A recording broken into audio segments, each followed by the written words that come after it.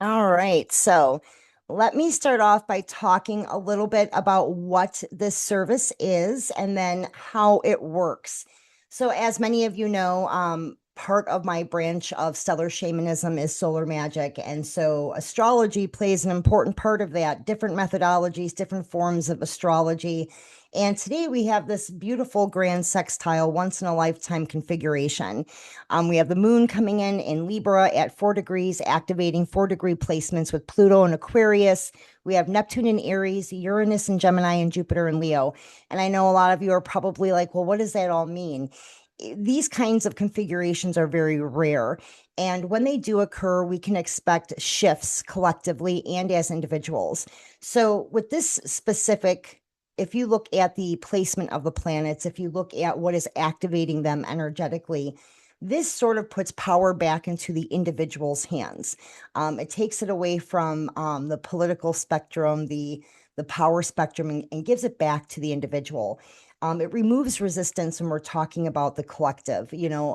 For a very long time now, the collective has been sort of managed by very small subsects of people. And so it shifts the dynamics there. It gives us the power back in that resistance removal.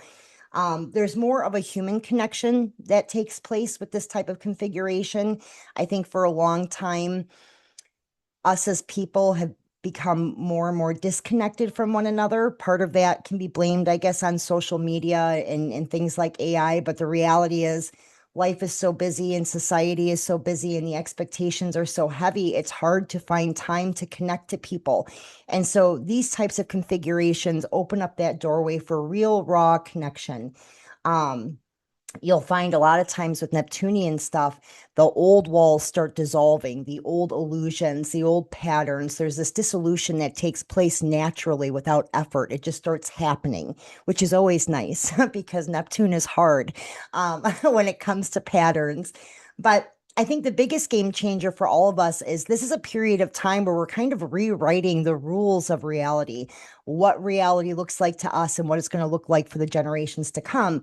So it's a very heavy, very important grand sextile event because it is bringing in all of this new energy that just benefits us as people more so than in the past. We've seen a lot of Plutonian stuff that kind of favored just small groups or subsets of people having that power.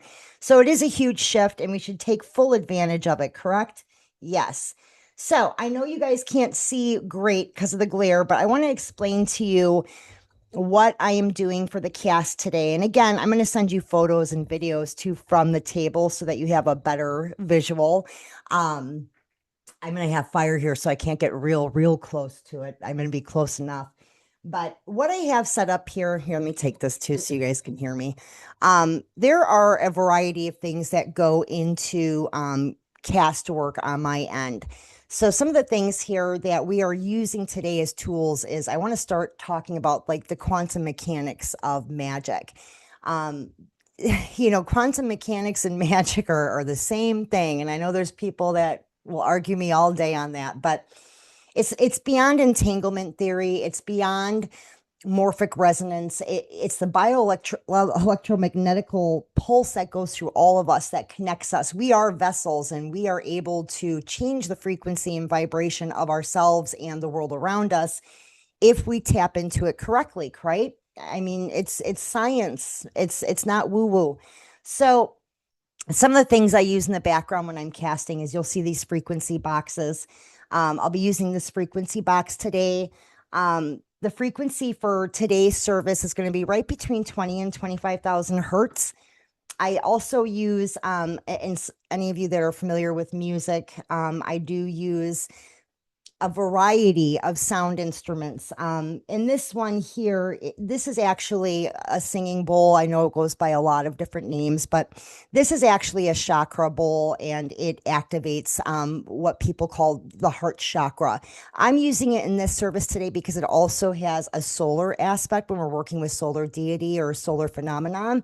And inside of it, what I like to do for the activation is I usually have photos of my targets. And today I actually have they're sort of like, I don't know if you guys are familiar with jack balls, but there's five of them. I have these little filled, they're paper jack balls for the cast today that are representing the moon, Pluto, Neptune, Uranus, and Jupiter. And so I like to activate those separately before I bring them out to the cast plate. Again, we are kind of infusing a frequency, a vibration, an intent into these items that we're using. The whole area needs to be infused. And so when I talk about the science, when I talk about the bioelectromagnetics and the quantum mechanics of a cast, that is what I'm talking about. I'm kind of setting this field. Now, there is lineage transmission, which, obviously I'm a sixth generation. It's actually eight generations, but there was a generation that was skipped in my family. But that's your morphic resonance. And that isn't something that I need to do really anything for because it's just available to me. Same thing for you guys too. That's a field that you can tap into. You don't got to do anything special. You don't have to do splits while you have something on fire. Like if you watch too many TikToks or Instagrams, you start thinking you got to do all this crazy, beautiful stuff. And the reality is it's the simplest stuff that works the fastest and the strongest. So that's kind of like the scientific part of the cast. Now, as you guys know, my lineage goes back to like the Appalachia powwow Dutch, the Southern conjure. And so, of course, root work is a big part of what I do. So I use compounds. Those are kind of mashed up herbs, roots, and curios. And I lay those on top of loaded candle beds. So we are using mugwort candles today. And we are also using a blend of, shredded mugwort, mistletoe, violet. What else? Hyssop I use today. I do believe I put some rosemary in there. I was making this last night, you guys. I was trying to use all the corresponding herbs to the five planets that were kind of soliciting that extra energetic support from today with the sextile event. So we lay that, we get it ready. I do have a very special candle. This is just it's a pyramid. It is loaded, again, mugwort. I use mugwort a lot because mugwort is very versatile. It's very powerful. It has correspondences and correlations to many different types of intents. But I know you can't see it, but it's glitterified. I worked really hard at making this as sparkly as humanly possible for us. It's important. That's a curio. It is an offering in and of itself. It's saying, hey, this is important to me. I'm going to take extra care. I'm going to go above and beyond to show my gratitude to the universe for the gifts that I'm going to be given. So we always want to be grateful. We always want to be very humble when we approach our altars, especially when we're doing solar magic. There is something to be said about humility and about gratitude. Those are two fundamental things that we all need in order to manifest properly. So what I am going to do is I am going to walk through the service. Now, I'm not going to be talking. I'll be recording it the whole time from both angles. But basically, I'm going to get my frequency prepped. I did a little of this before I logged in because otherwise we would have been here all day, off and on for several hours. So some of this I did have to start last night, but I'm going to get my frequency set. I'm going to go ahead and get my infusions done with the bowl. I'm going to light the fire. I am going to stimulate the fire. I usually use iron nails. So for example, it's called a coffin nail, but it's not really from a coffin, you guys. It's just the name given to these types of nails. They're very old. They are primarily made of iron. Iron is not just a wonderful sealant, but it is a great directional aid when you're working a service where you have multiple individuals and you have multiple intents or manifest requests. So I always incorporate iron somehow. I do have a bowl of salt. Salt is also a wonderful sealant. It's also very protecting. It's very warding to ensure that we don't have any weird offshoot stuff coming on after we set our intentions. So there's a lot going on up here. I'm going to be walking through it. You guys can watch me. I'll also record from up here and let's do it, shall we? It's 9:08 a.m. So we're like a couple minutes past the peak, but that's fine because I started this last night. So I'm going to set this down.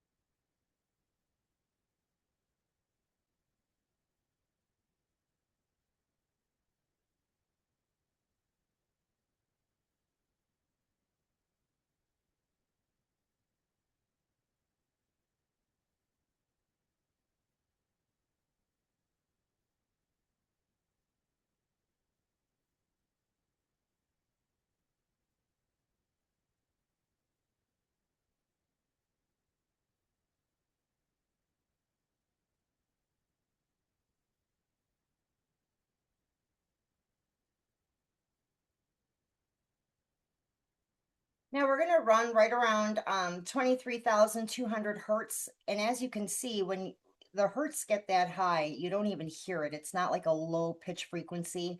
It is a very high pitch frequency, so you won't even really hear anything if you're using a frequency device.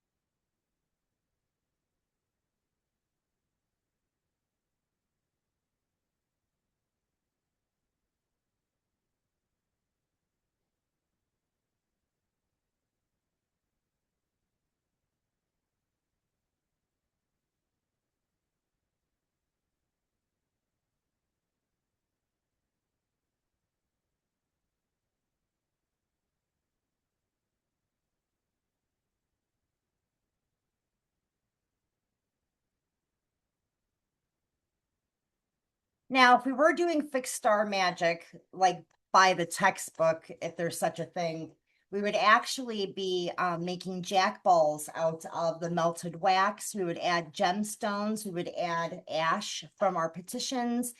And for those of you that aren't familiar with jack balls, in Southern Conjure, those are talismans. They can also be used for pendulum work. But we're not going to be making jack balls today because it is a group service, and those are really individualized devices.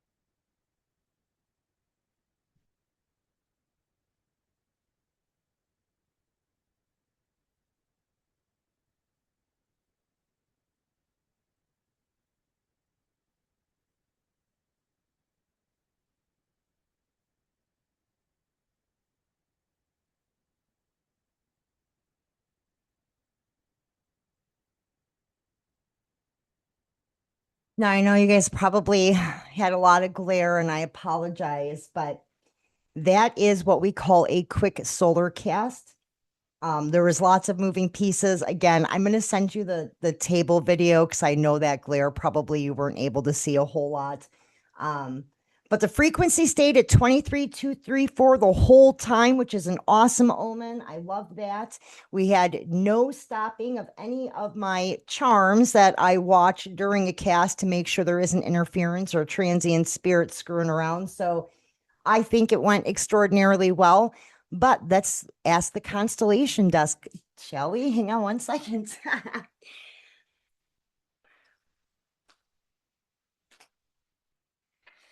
All right, let's take a look, you guys.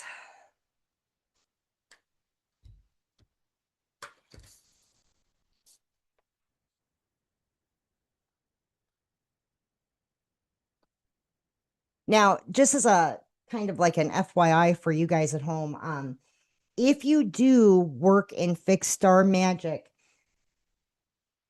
you would actually keep all of this. You're not going to bury it or release it into water. You would actually use that remains for your talismanic creation, whether you're working with gemstones, metal, whatever. You would be keeping that to infuse that energy from the service. Just as an FYI, I don't know if any of you create talismans, but um, it's just something good to know and be aware of. All right, so all right, let's pull one out here. Oh, Cassiopeia. I love it. All right. So, for those of you who have never been part of any of my constellation work before, Cassiopeia is actually an amazing omen as well in terms of energetic outsourcing or energetic that what we've absorbed, transmuted, and that have now released. So, let me talk about Cassiopeia. You guys, these are really wonderful. I know they're not your traditional divination decks. You don't need a traditional, fancy, expensive divination deck. I use for my constellation work and for my star work, I use your very basic star decks. And this is one of them. So if you guys are interested in this type of spiritual, adding this into your spiritual practice, don't go spend a whole bunch of money on fancy stuff. You just need the basic essentials. So with Cassiopeia, let's talk about her a little bit. And that's another thing that I like about these cards. It gives you the mythology. So she was, as you know, a queen. She was an Ethiopian queen. She was the mother of Andromeda. And there's like a huge backstory here. Have you guys, oh gosh, what's the name of that movie? It came out in I want to say the 80s, and then they did a reboot maybe 10 years ago. Clash of the Titans. If you guys have ever seen the movie Clash of the Titans, her story is embedded in that movie. Anyway, moving forward, my mind sometimes goes to different weird things. So she was basically punished for being vain, okay, not submissive, okay, and she was placed in the sky, right? And this was they placed her in the sky upside down to humble her pride, or at least that's the tale that was spun, right?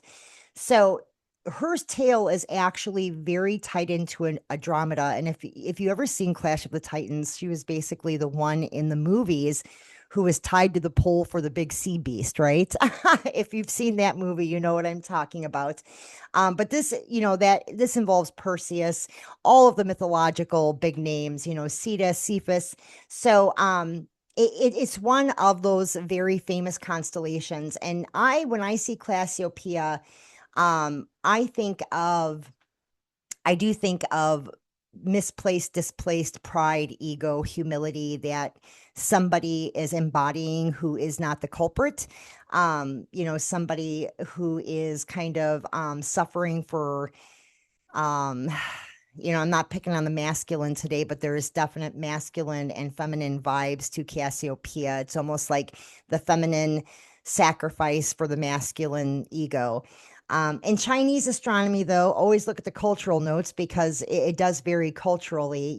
She is part of what's called the purple forbidden enclosure. If any of you are familiar with Eastern astrology, this is actually associated with imperial authority and power. So I love that for us, right?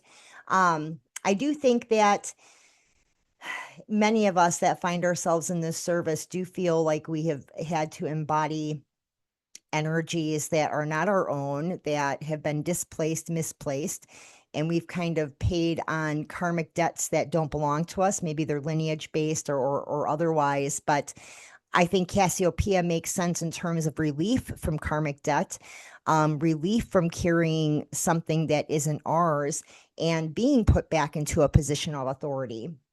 So in Inuit mythology, Cassiopeia is actually viewed as this huge lamp or like a fire who actually would guide hunters, especially like on Arctic nights. So there's a lot of guidance, direction, and support there, if we look at it from that mythological lens. And then the Babylonians, of course, the Babylonians linked her as the seated goddess figure, right? And she kind of predated a lot of the Greek association. So she was worshipped as a source of power. So I love this. I think this is a very good indicator that there was a wonderful transmutation of power here with Cassiopeia's presence. So I love it.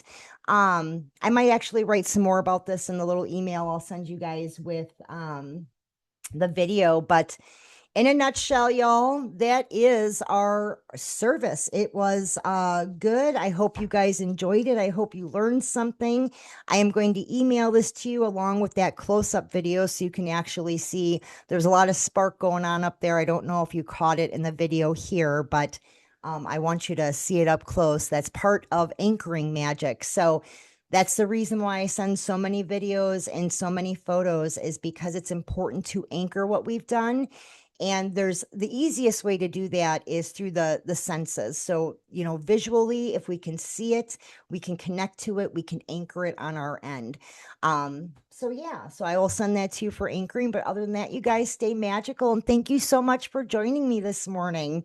All right, you guys take care.